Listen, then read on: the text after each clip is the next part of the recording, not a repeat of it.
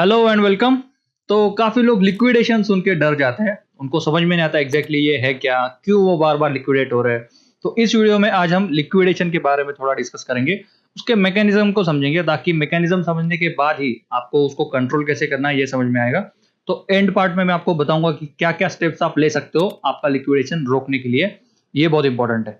तो लिक्विडेशन का डेफिनेशन समझने के लिए उसके पीछे का मैथमेटिक्स थोड़ा समझना पड़ेगा आपको, कि कैसे लिक्विडेशन होता है, कैसे लिक्विडेशन, मार्जिन और लेवरेज, ये सारी चीजें एक दूसरे से रिलेटेड है।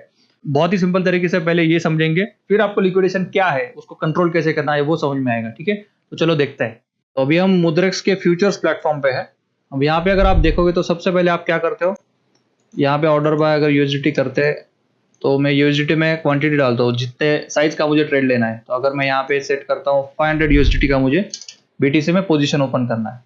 तो जब मैं 500 यूएसडीटी का यहाँ पे लिखता हूँ तो एक चीज, दूसरी चीज आप ये करते हो कि यहाँ पे लेवरेज फिर एडजस्ट करते हो। समझ लो मैंने लेवरेज एडजस्ट किया 10x। Okay, suppose 10x leverage लिया 500 यूएसडीटी का पोजीशन। एक चीज आप ऑब्जर्व करो, यहाँ पे आपको कॉस्ट लिख के आ रहा है, कॉस्ट। ओके, तो ये जो कॉस्ट है ना, जो $46.36 दिख रहा है, किसके लिए? 500 यूएसडीटी का पोजीशन अगर मुझे ओपन करना है 10x लेवरेज के ऊपर बीटीसी में, तो करंट प्राइस के ऊपर वो मुझे कितना कॉस्ट लग रहा है? 46 यूएसडीटी, 46.36 यूएसडीटी लग रहा है।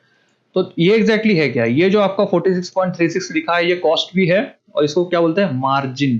ठीक है, तो जब भी आप कोई ट्रेड लेते हो, जैसे यहाँ पे एग्जांपल के लिए सामने जो ट्रेड्स है आपके, यहाँ पे बीटीसी का एक ट्रेड है। बीटीसी में देखो 150, मैंने लेवरेज कम रखा है इसलिए 155 मार्जिन रखा है।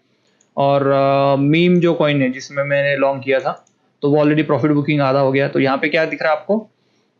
मार्जिन। तो मार्जिन कम है यहाँ पे, क्योंकि ये पोजीशन ऑलमोस्ट यहाँ पे स्टॉप लॉस लगा दिया है, तो वो अपने आप क्लोज हो जाएगा, इसलिए मार्जिन कम है। और बाकी सेंड में भी यहाँ पे $6। तो ये चीजें क्या है? 6 है, 155 है, 3.7 है, ये एग्जैक्टली है क्या? तो ये मार्जिन है जो आपके ट्रेड में सेट करते हो आप, कि आपके अकाउंट से कितना पैसा एक्सचेंज में लेना चाहिए वो पोजीशन ओपन करने के लिए उस स्पेसिफिक लेवरेज के ऊपर। तो अभी आप ऑब्जर्व करो, जो 46 यहाँ पे था जब मैंने लेवरेज चेंज किया, सपोज यहाँ पे मैं फिर से बीटीसी करता हूँ।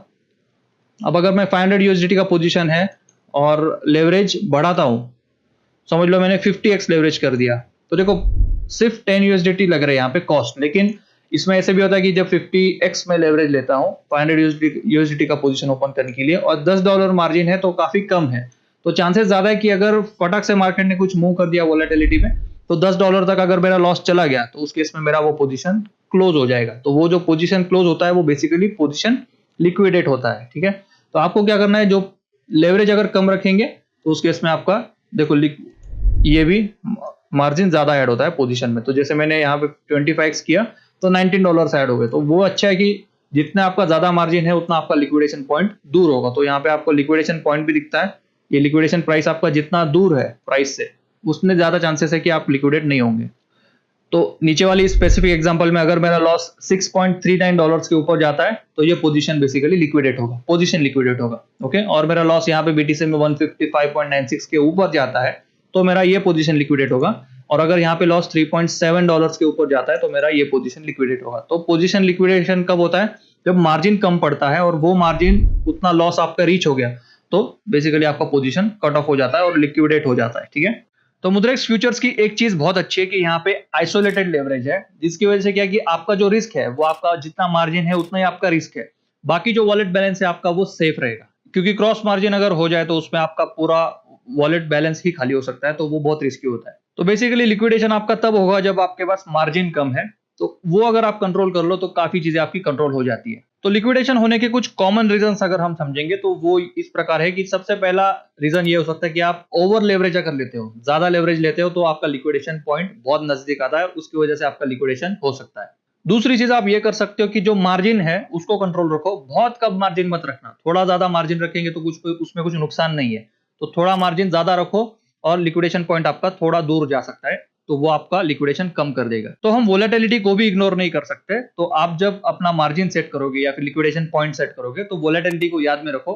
और बहुत ज्यादा जब मार्केट वोलाटाइल होता है तो थोड़ा सा रूम दो मार्केट को। आपका जो स्टॉप लॉस है या आपका जो मार्जिन है वो थोड़ा दूर रखेंगे तो लिक्विडेशन का डर नहीं होता। और लिक्विडेशन होने का सबसे सबसे सबसे मेन रीजन ये है कि आप स्टॉप लॉस नहीं लगाते। अगर आप पहले से स्टॉप लॉस लगाओगे, अगर आप पहले से वहां पे मार्जिन सेट करके उसके अकॉर्डिंग स्टॉप लॉस लगाओगे तो उसमें ज्यादा नुकसान होता नहीं है। ज्यादा कैसा है, फिर पहले मार्जिन हिट होने से पहले स्टॉप लॉस अगर हिट होगा तो वो आपका लिक्विडेशन नहीं करेगा। तो चलो अब मैं आपको बताता हूँ कैसे लिक्विडेशन कंट्रोल किया जा सकता है। 4 चीजें आपको बताऊंगा, वो अगर करोगे तो लिक्विडेशन कंट्रोल हो जाएगा। सबसे पहली चीज आपको ये करना है कि पोजीशन साइज सबसे पहले कैलकुलेट करो। ट्रेड लेने से पहले पोजीशन साइज डिसाइड करो। उसमें भी आप अगर मार्जिन वो सारी चीजें कंसिडर करके करोगे, स्टॉप लॉस करके, तो आपका लिक्विडेशन पॉइंट नहीं हिट होगा।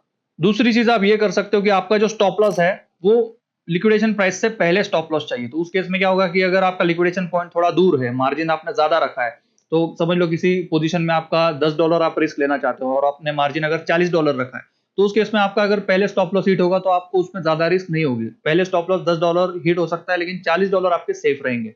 तो उस केस में अगर मार्केट बहुत ज्यादा वोलाटाइल होता है तो पहले स्टॉप लॉस हिट करेगा और आपका लिक्विडेशन नहीं होगा। तीसरी चीज आप ये कर सकते हो कि लेवरेज थोड़ा कम रखो। ठीक है, बहुत ज्यादा पोजीशन साइज बड़ा लेकर लेवरेज कम रखेंगे तो उसमें लिक्विडेशन और मार्जिन कम पड़ सकता है, लिक्विडेशन हो सकता है। तो इसीलिए थोड़ा कम लेवरेज रखो। 5x से नीचे रखेंगे तो लिक्विडेशन का डर नहीं होता। और चौथी चीज आप ये कर सकते हो कि थोड़ा सा बफर रखो, मार्जिन थोड़ा सा ज्यादा रखो। जैसे मैं अभी बताया कि $10 आपका स्टॉप लॉस है तो $40 $30 आप मार्जिन रखोगे तो एक्स्ट्रा मार्जिन रहेगा तो कुछ फर्क नहीं पड़ता है।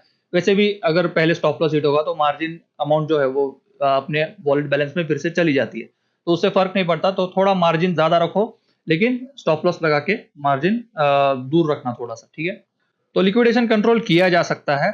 और अगर नेक्स्ट टाइम जब भी आप ट्रेड लोगे तो नेक्स्ट टाइम आप पहले लिक्विडेशन पॉइंट, मार्जिन और फिर आपका स्टॉप लॉस और पोजीशन साइज सबसे इंपॉर्टेंट, ये सारी चीजें आप कंट्रोल करके देखो। अलग अलग चीजें लेवरेज कम करके देखो, फिर आपका लिक्विडेशन हिट नहीं होगा। तो आगे हम risk management, psychological videos, position size, ऐसे बहुत सारे वीडियोस आएंगे। तो चैनल सब्सक्राइब कर लो, मिलते हैं नेक्स्ट पार्ट में। Crypto products and NFTs are unregulated and can be highly risky. There may be no regulatory recourse for any loss from such transactions. For any queries, contact us at help@mutrex.com.